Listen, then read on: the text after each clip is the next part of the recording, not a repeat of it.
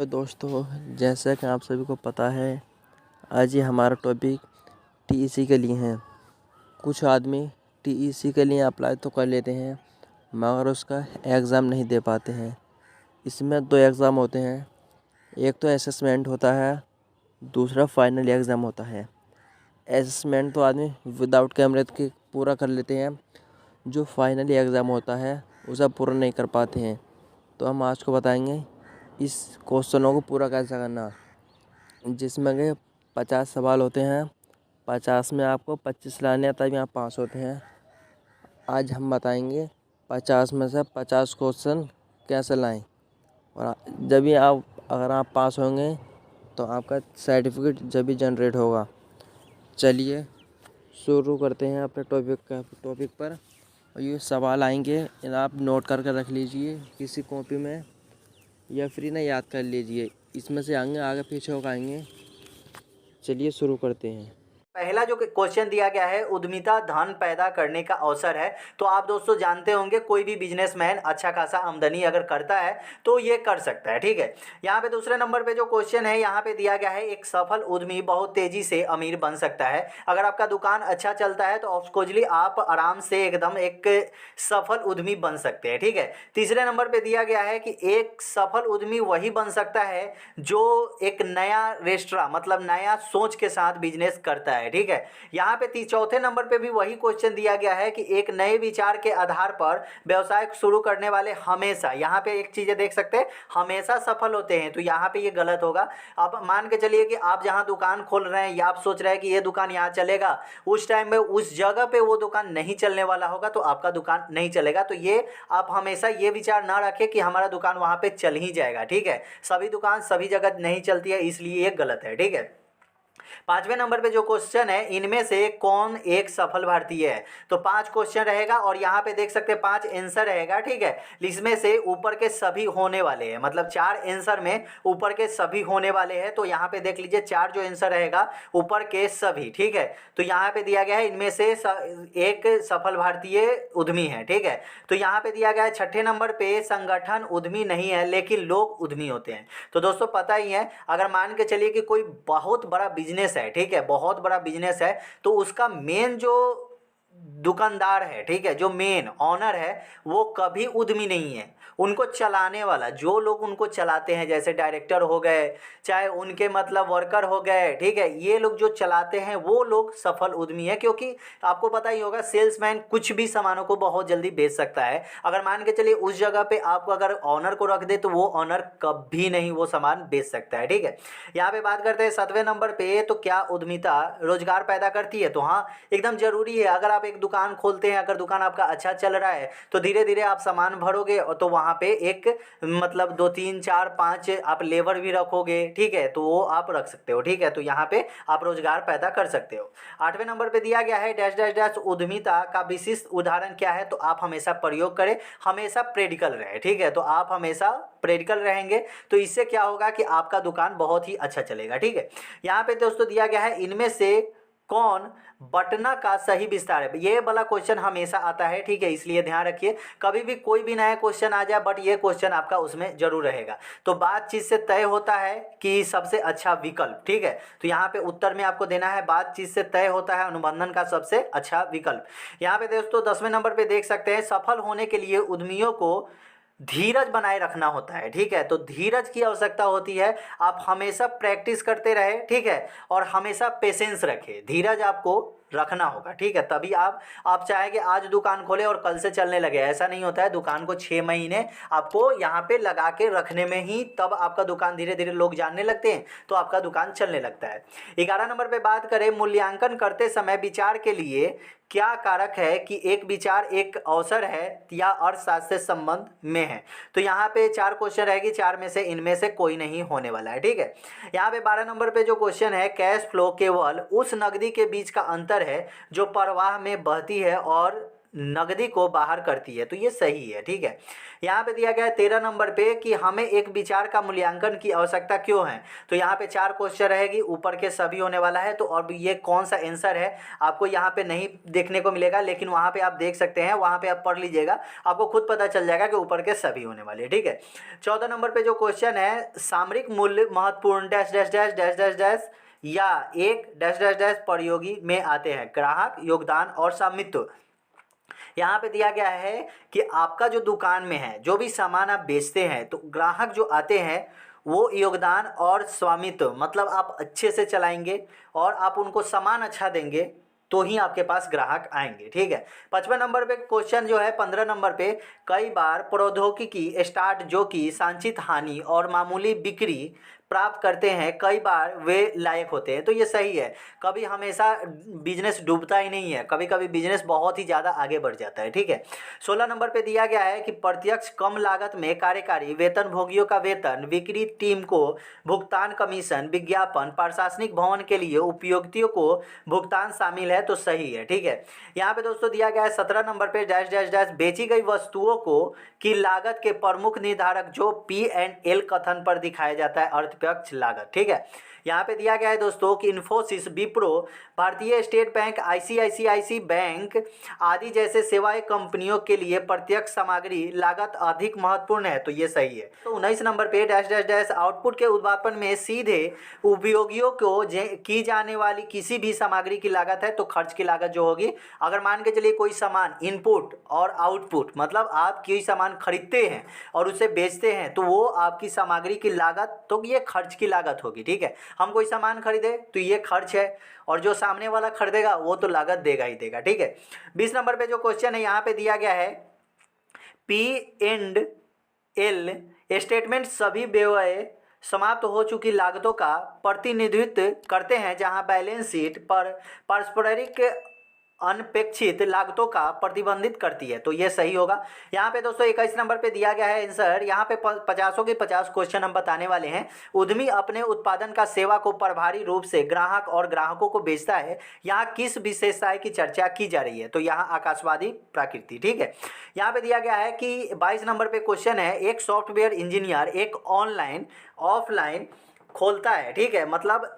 एक software engineer एक online app खोलना चाहता है जो शहर में डॉक्टरों के साथ ग्राहकों को आसानी से जोड़ सके। इसके अलावा मरीजों की नियुक्ति को बुक करने, दूसरे राय के लिए अन्य डॉक्टरों के साथ रिपोर्ट साझा करने में मदद करे, उसे क्या कहते हैं। तो ऊपर के 4 रहेंगे आंसर, तो 4 में से यहाँ पे एक आंसर आपको देना है ऑल। ठीक है, ऑल ऑफ द एबव। ठीक है, यहाँ पे दिया गया है 23 नंबर पे क्वेश्चन है, निरपेक्ष क्षमता पूर्व से संबंधित है, संबंधित ज्ञान को समझने में सक्षम है, के मूल को पहचानता है और नई जानकारी का उपयोग करता है, तो ये सही होने वाली है। 24 नंबर पे जो क्वेश्चन है, कमजोर बराबरी की भूमिका क्या है, तो दोनों सही है। यहाँ पे 4 क्वेश्चन रहेगा, तो तीसरे नंबर पे ये क्वेश्चन रहेगा, दोनों सही है। ठीक है, यहाँ पे 25 नंबर पे जो क्वेश्चन है, उद्यमी हमेशा चीज़ों को करने के लिए नए तरीके के तलाश में रहते हैं और वे उन्हें कैसे बेहतर बना सकते हैं, यहाँ की विशेषता की चर्चा की जा रही है, तो ये आपका क्रिएटिविटी रहेगा, मतलब रचनात्मक रहती है। ठीक है, यहाँ पे दिया गया है कि लाभ और हानि बयान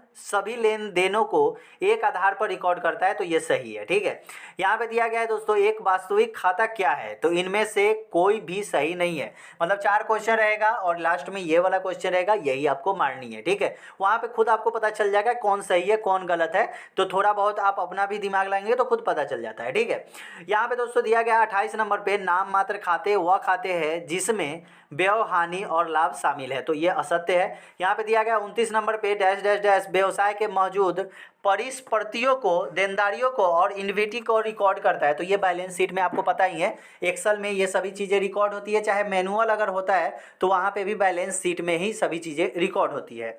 अगर यहाँ पे बात करें 30 नंबर पे जो क्वेश्चन है, यहाँ पे बैलेंस शीट एक व्यवसाय के सभी आय और एक निश्चित से अधिक लागत का एक रिकॉर्ड रखता है, तो ये सही है दोस्तों। आपको पता ही होगा, ऑनलाइन हो या ऑफलाइन हो, इसमें आप लाभ और हानि, ठीक है, व्यवसाय का जो भी चीज़ें हैं, मान के चलिए कि एक एम्प्लॉय उसमें बहुत सारे हैं, 100 एम्प्लॉय है, तो सभी की लागत का ब्यौरा वहाँ पे आपको मिल जाएगा किसी भी कंपनी का। ठीक है, 31 नंबर पे जो क्वेश्चन है, एक व्यवसाय मौजूद हो सकता है अगर अगर उसके पास कोई राजस्व नहीं है, तो ये सही होगा। यहाँ पे 32 नंबर पे जो क्वेश्चन दिया गया है, यहाँ पे डैश डैश डैश और अनिश्चित भविष्य की योजना बनाने और यह तय करने के बारे में कि वह व्यवसाय को किस तरह से निवेश करना चाहिए। तो यहाँ पे वित्त मतलब फाइनेंस, ठीक है।